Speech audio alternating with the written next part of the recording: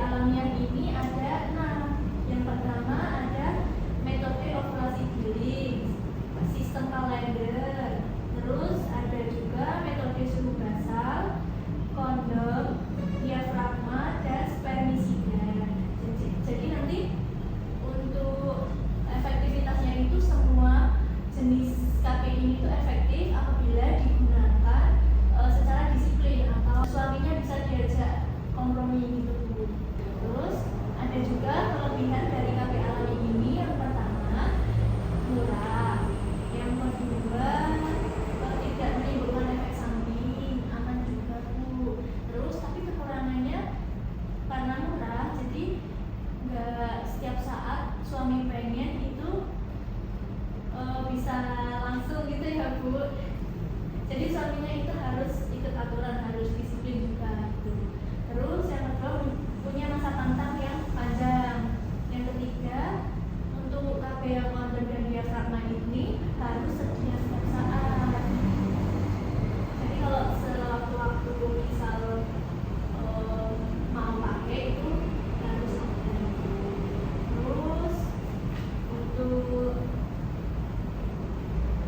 cara kerja KPI alaminya itu yang pertama ada metode ovulasi giling. Metode ovulasi giling ini adalah metode mengenali lendir serviks. Jadi dari keluar lendir yang licin dan bening sampai keluar lendir yang licin, panjang dan tidak putus. Nah setelah itu 3 hari kemudian baru boleh melakukan.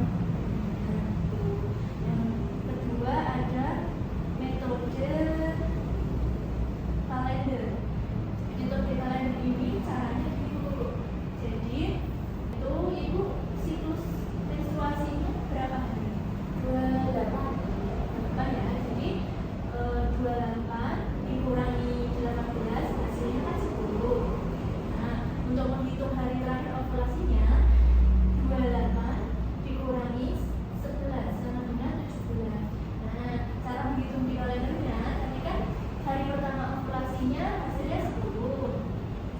Ibu terakhir menstruasinya tanggal berapa? Tanggal 3. Tanggal 3 ya. Jadi di sini tanggal 3 10 hari ke depan. 1 2 3 4 5 6 7 8 9 10 di sini. Ini hari pertama ovulasi.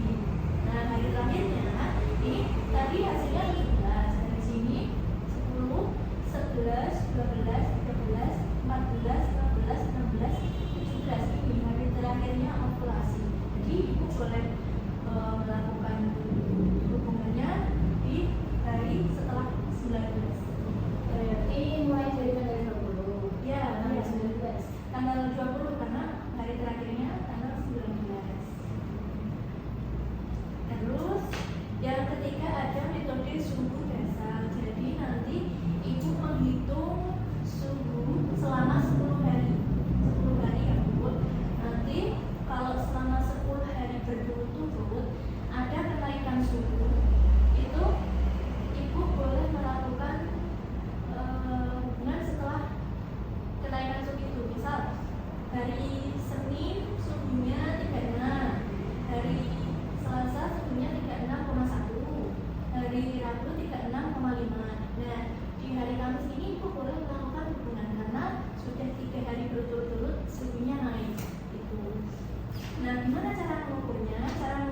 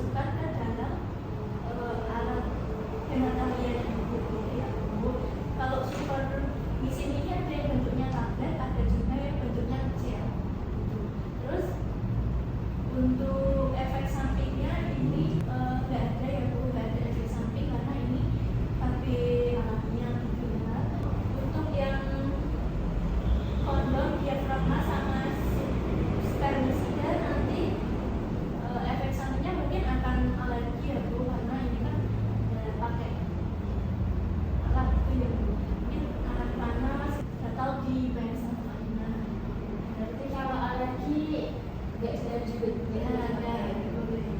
Terus untuk syarat pakai KB-nya ini semua wanita usia 10 boleh Bu. Itu sebelum saya akhiri apakah ada yang ditanyakan Bu? Belum ada. Belum ya. Kalau nggak ada pertanyaan, sekarang saya yang tanya Ibu ya. Tadi untuk metode ovulasi bilik dengan melihat apa? Melihat pengeluaran lendirnya itu. Lendir yang kayak apa Bu? Lendirnya itu yang bening, terus tidak terputus, kayak bencong. Oh, jadi kalau misalnya keluar lendir yang bening itu, soalnya biar ya Bu, nggak boleh Bu. Terus ada lagi tadi yang sistem kalender itu caranya Itu caranya melihat siklus menstruasinya. Misalkan 28 hari saya lagi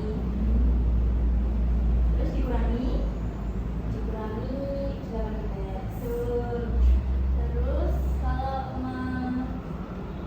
metode suhu basal tadi Itu dicek suhunya sebelum beraktivitas selama tidur itu, dicek ketika ada peningkatan suhu apa enggak selama 3 hari itu.